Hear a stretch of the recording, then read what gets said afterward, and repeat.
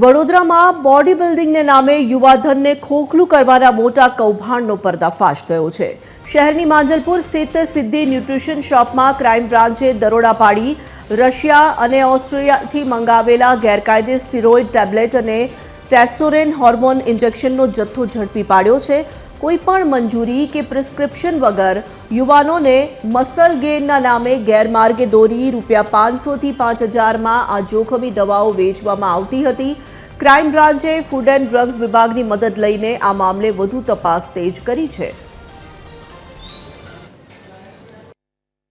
अभी food and drugs department के साथ हमारा संकलन चल रहा है कि उसमें उसको आगे उसमें क्या क्या वायलेशन उसमें किए गए हैं। जो सैंपल्स हैं वो हमने FSL भेजने के लिए प्रक्रिया चालू कर दी है। तो उसके रिपोर्ट्स के बाद अपने को पता चलेगा कि उसमें कौन कौन से कंटेंट्स थे और वो फूड एंड ड्रग्स डिपार्टमेंट को भी हम उसका जानकारी देंगे। આજના યુવા વર્ગમાં દવાઓ લઈને બોડી બનાવવાનું ચલણ ખૂબ ઝડપથી વધ્યું છે અને તેનો ફાયદો દવાનો કાળો કારોબાર કરતા કેટલાક વેપારીઓ ઉઠાવી રહ્યા છે।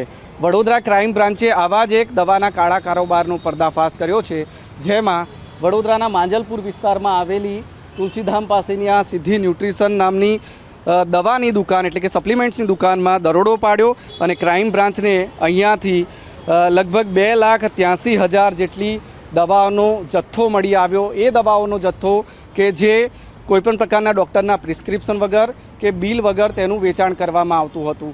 આ જે દવાઓ મળી આવી છે તે રશિયા અને ઓસ્ટ્રિયા જેવા દેશોમાંથી ભારતમાં આવી હોવાની તપાસમાં પણ ખુલ્યું છે। તેનું પંજાબ કનેક્શન પણ નીકળ્યું છે। વડોદરામાં આ દવાઓનો જથ્થો પંજાબના અમૃતસરના કોઈ સપ્લાયરે સપ્લાય કર્યો હોવાનો ખુલાસો થયો છે અને હવે આ મામલે વડોદરા પોલીસે તપાસ પણ શરૂ કરી દીધી છે। ક્રાઇમ બ્રાન્ચે દરોડો પાડ્યો અને હવે આ મામલામાં માંજલપુર પોલીસે આગળની તપાસ શરૂ કરી છે। કેમેરામેન જિગ્નેશ સોલંકી સાથે અમિત ઠાકોર, TV13 વડોદરા।